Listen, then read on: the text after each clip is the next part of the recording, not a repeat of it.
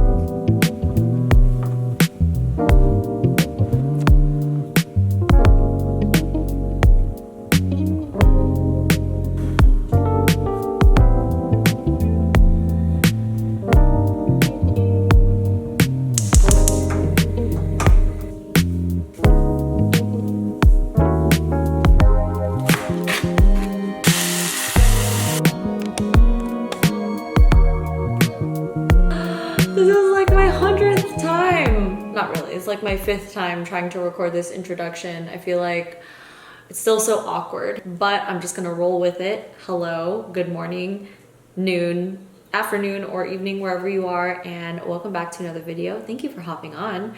So today I'm just gonna run you through a day in my life. I already finished my morning routine, I had my breakfast, and I'm gonna start getting into some work, which not only includes studying because I need to do that, but also I have some nutrition appointments and I'm meeting up with a friend today. And a fun fact, 1 year ago today, Luke and I brought home this angel.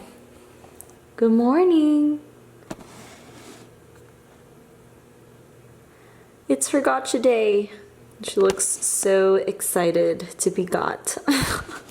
I actually wanted to talk really briefly on how my yoga and exercise schedule has changed based on my menstrual cycle. I've always had a very fickle menstrual cycle. From the start of when I've gotten my period, when I was a preteen, my periods have always either been light or irregular or spotty.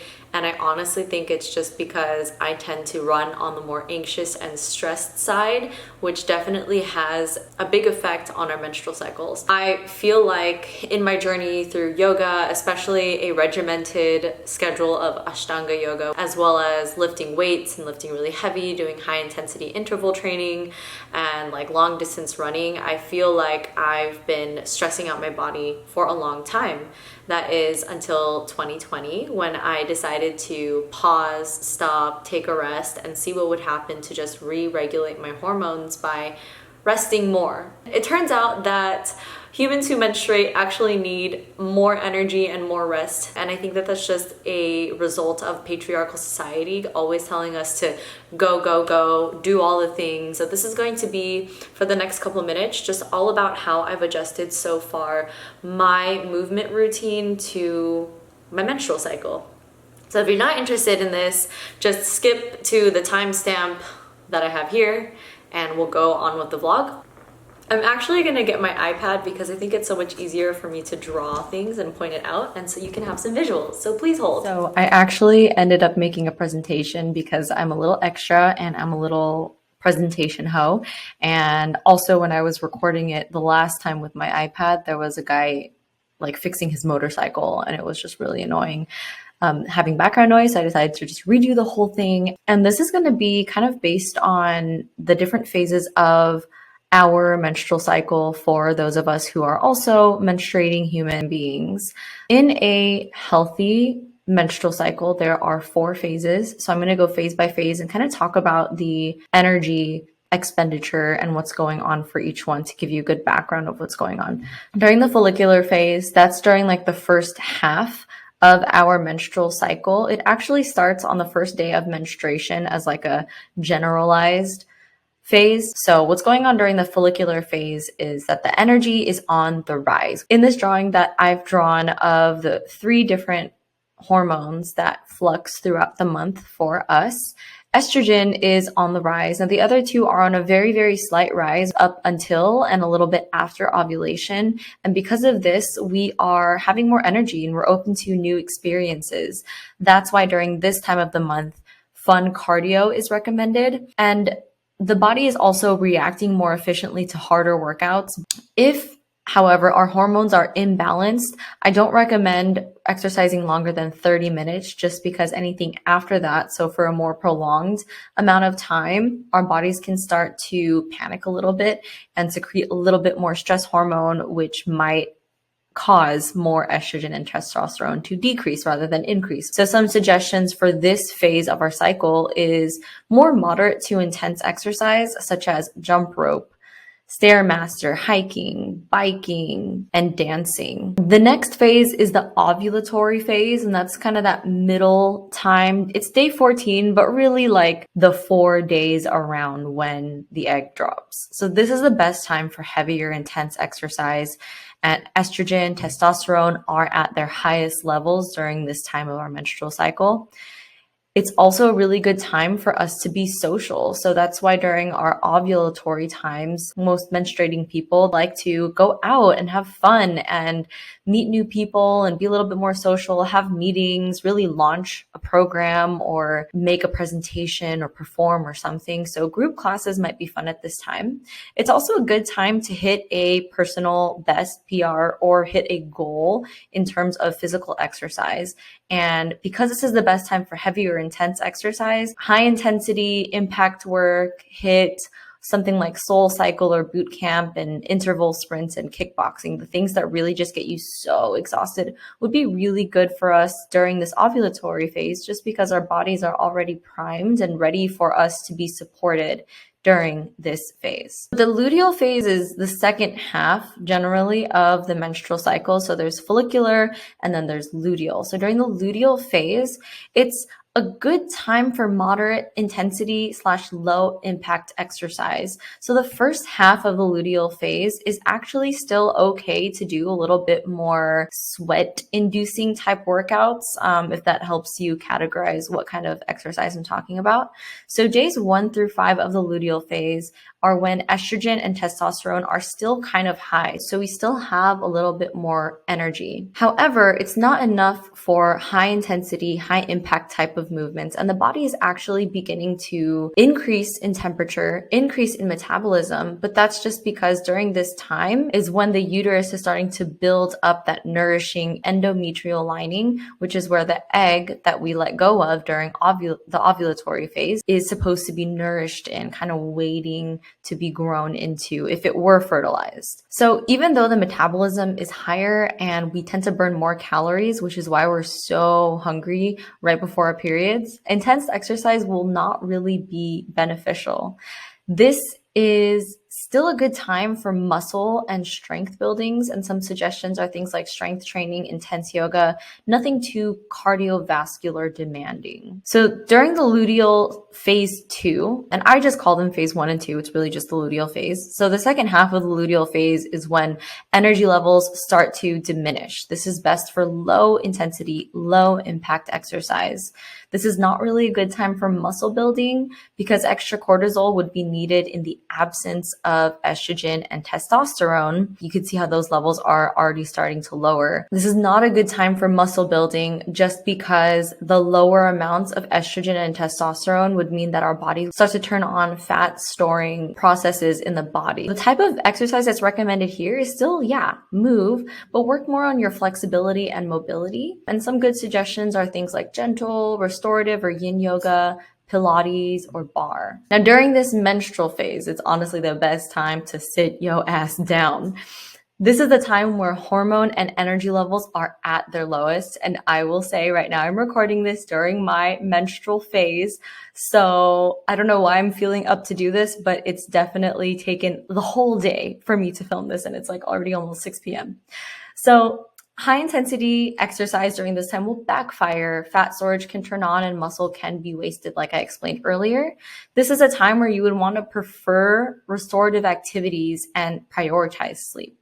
Some suggestions are walking, yin or restorative yoga, foam rolling, or honestly just taking a rest and not stressing out about it and just letting your body do its thing. For most people, we tend to cramp during this time. So it's best to just let your body do what it does, have a heat pack, put on your favorite show, get some tea, be hydrated, and just take care of yourself, knowing that you will be able to come back into it stronger and better than ever. You could also put a nap in there and rest assured that your hormones are just getting ready to kill the next PR during your follicular and ovulatory phase. You can't do high intensity throughout the entire cycle.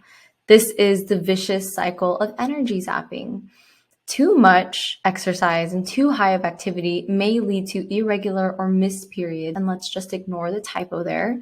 And in addition, hormonal balance can have a negative impact on your endurance, strength, and metabolism. So this is why it's actually more beneficial for you to take more rest during the times you're supposed to rest. So again, just as a reminder, you can screenshot this for types of exercise suggested. And now, since this is about my yoga practice, kind of tying it in, the kind of yoga that I really like to practice is Ashtanga yoga. And just as a little background, it is a more dynamic and athletic form of Hatha yoga. It's made up of 6 series or levels. And I honestly have only gone up to like the second level, which is still hard AF. It's a fixed order of postures. So you do the same thing every time. The full practice can be anywhere between 1 to 2 hours, just depending on which of the levels or series you're doing. Ashtanga yoga is rooted in vinyasa, which are the flowing movements between postures with a focus on energy and breath. And while it is a very physically demanding practice, it also promotes mental clarity and inner peace. It's built on the basis of yoga asana being just one branch of the 8 limbs of yoga. Talking about the traditional practice itself, the way that I learned Ashtanga yoga when I was doing my yoga teacher training is that traditionally it's practiced first thing in the morning on an empty stomach. And it is a 6 days per week practice with days off, obviously on your rest day, and taking the day off during a moon day, such as the full moon and the new moon day. There is one adjustment for women in the traditional practice, is that there's no practice during menstruation. However, Ashtanga yoga was created by men, and that same lineage was carried on through hundreds of years for men. So you can see why doing the same intense practice every single day for our cycle, except the days we menstruate, might not be the most conducive to females cycling hormones, because we're trying to go at an intense level during times that we should actually be slowing down. So as I was starting to make peace with my cyclical nature as a person who menstruates, I started to adjust my own practice. So how am I adjusting my Ashtanga yoga practice with my cycle now? For the follicular and ovulatory phase, I just practice as normal. I'm slowly making my way back up to a full practice. And so I've kind of started with an abridged version, and I've just been adding in one new posture per week just to slowly get into it. I'm working on my strength in my jump backs and jump throughs and all vinyasa transitions.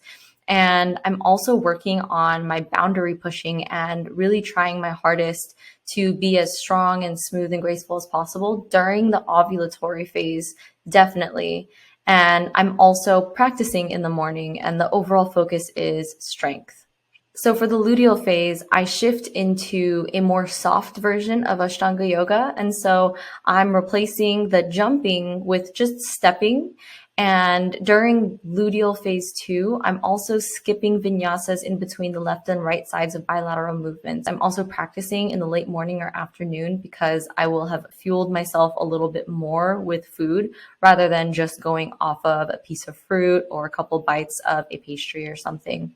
I'm also focusing overall on flexibility, so I don't push myself to work on my strength, and I don't really push myself to get a sweat on or get my heartbeat pumped. I just want to work on flexibility and focusing on my breath, as that's what is important to me in yoga. And then during my menstrual phase, just skipping the Ashtanga yoga series altogether and doing some yin or restorative yoga to really support that rest phase of my cycle. So some books, if you want to learn more about this, are Balance Your Hormones, Balance Your Life by Dr. Claudia Welch, as well as In the Flow by Alisa VItti. So she wrote this in 2020 and really broke down what I shared with you on a much deeper level, and also includes more information on scheduling even your work and tailoring what you eat to different phases of your cycle. So if this is something that you're super interested, definitely go check those books out. So I hope this was helpful for you and helped you learn a little bit more about your cycle. Or if you are not a person who menstruates, hopefully this helps you understand why your partner, friend, mom, sister, or anybody else that you know who menstruates gets certain ways at certain times of the month. I promise you, we don't hate you. It's just the way that nature has worked in us. All right, so I just finished a few things. I finished a nutrition appointment with somebody and we're working on intuitive eating as per usual, as is my specialty. And I also finished this bad boy. So look at how big it is compared to my body. I taught myself macrame in 2020 and I just wanted to do it as a means of like doing something with my hands because I really like crafting. But I ended up really liking it. And so when my friend reached out to me and asked me if I could make her a piece, I was like, yes. So I love it so much. But anyway, right now I'm about to go hang out with one of my friends. Just do a little catch-up date, some coffee, maybe a cute latte, and then it's back to coaching back home. Ace. Stay. Break. Luke and I always laugh about how hard it is to leave Kiara at home because she looks at us with such sad eyes, like, where are you going? So I always have to leave her with something. Music.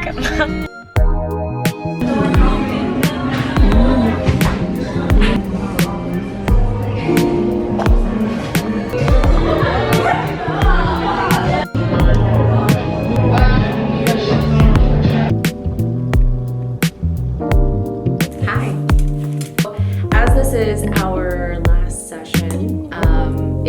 This is really just a time for you to talk about what's on your heart, the things. So I had such a nice time with my friend Laura. We just caught up. We do this every week or 2 weeks if our weeks are too packed, and it's just been so nice to be able to meet with somebody in person on a consistent basis, especially someone who's into Ayurveda and astrology and health and wellness and plant-based nutrition, just all the things that I'm super interested in. So it's always nice to have friends like that. And then I rushed home and then I had a coaching session and I had like 10 minutes in between when I got home and when I saw this client, and I just really quick made a avocado and just egg sandwich. Although it shows as toast from earlier, like I got another piece of bread and just like ate it really fast as a sandwich. So now I'm super thirsty because I did not drink any water, so I'm just gonna re-up on my liquids and then go bother Luke. You're in the same spot that I left you in. You nap shaming me, bro? And you're in the same spot that I left you in. Both of you. I'm having daddy-daughter nap time. You know it's her gotcha day? Kiara! Do you think any of these mangoes are good to eat yet? Yeah, I think they're great. Which one? Which one should I choose? The one covered in just egg and avocado. Stop. Come on, just make this, please. I want to sandwich. What did you say? A just egg and avocado sandwich. Didn't you say you were about to eat workout? Yeah, but pre-workout. Wow, it's like so crazy that I forgot that I was vlogging for an hour. But me and Kiara are going to go on our walk, and that's it. I have to like come back in the house because I realized as I was walking out. So we're gonna go now. Yeah. Oh yeah. Okay, there we go. Are you wearing highlighter? Mm-hmm. It's actually from this morning, but Oh, period. Let me see. Oh, it's so cute. oh my god, Matching. Should Luke have one of these? Yes. Luke, come here. Can we put one of these on you? Sure. A full start? Yeah. Stop. Yes. We can match. Yeah. Oh. Wait, I'm on the wrong side. Wait, Luke can't and see. star flowers. This is my friend Lorraine. Hello, hello. We're matching, so we're going to a Raveena concert, which is why, you know, we got the stars and the pink and the Going satin out. and the going out. And Luke is currently getting us some banh mi. And yeah, that's it. So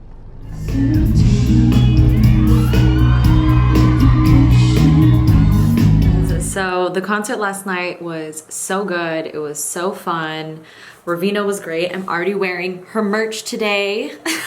I wore it to get acupuncture, but it was just an amazing time. It was so nice to be able to watch and witness an artist grow into herself. I've been listening to her music for quite a few years now, and I just absolutely love when I see people truly living their life purpose and truly embodying the part of themselves that they know that they are here to be, and just seeing them live in full bliss, knowing that they're truly loving what they do and how they live. And just that concert in itself was such a big example to me of what living a purpose could look like. And it doesn't have to be a performer or an artist or even anybody in the public eye, but everyone's purpose will look different. It's just that I see the same kind of bliss and joy in people. That's my little spiel for the end of the vlog.